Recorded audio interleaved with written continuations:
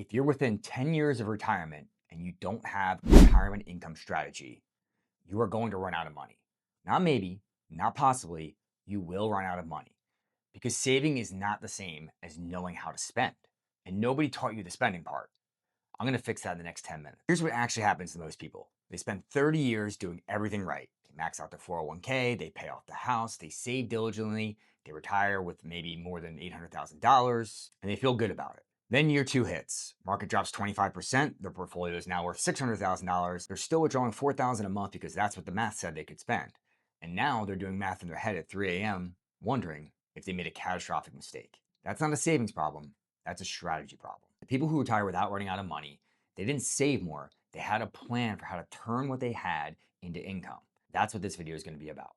Quick note before we get into it. If you want to see exactly what this looks like for your specific numbers, not generic advice, but your actual situation, I do a free 30-minute retirement readiness review. No products, no pitch, just your numbers and honest answers. Link is in the description. I'll mention it again at the end. Now, let's go on to the 5 strategies. Strategy number 1, the income floor. Most people try to fund retirement from one giant pile of money and just hope that it lasts, which is not a strategy. It's more like a prayer. Here's what actually works. Before you touch your portfolio, before you even think about withdrawal rates or investment returns, you identify your non-negotiable number, the minimum you need every single month to keep the lights on. Mortgage, utilities, food, healthcare, the number you cannot cut no matter what the markets do. Then you cover that number with guaranteed income.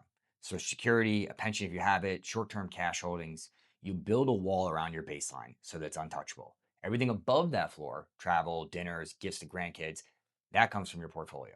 But your survival is not at the mercy of the stock market. This is the single most important thing you can do before you retire. Everything else builds on top of it. Strategy number 2 solves the problem that ruins most retirements: panic.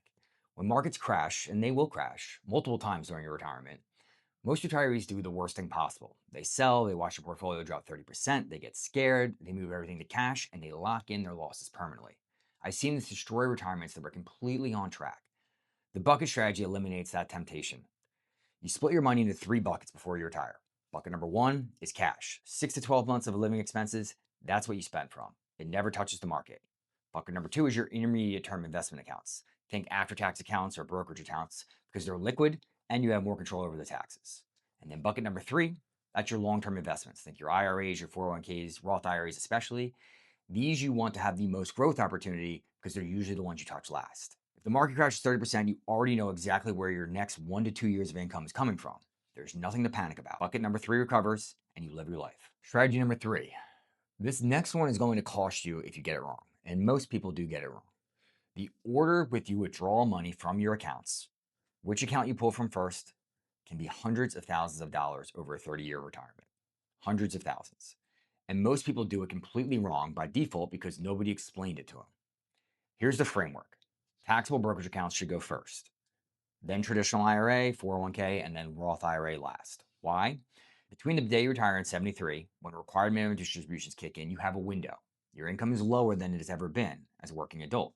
Your tax bracket may be the lowest it will ever be for the rest of your life. That window is your opportunity to do Roth conversions. Move money from your pre-tax accounts into Roth at the lowest possible rate. Every year you don't use it is an opportunity gone. The people who do this right pay tens of thousands of dollars less in retirement than people who don't. Same savings, different strategy. Strategy number 4. I want you to stop and really hear this one because most people throw away $100,000 on this decision without realizing it. Social Security timing.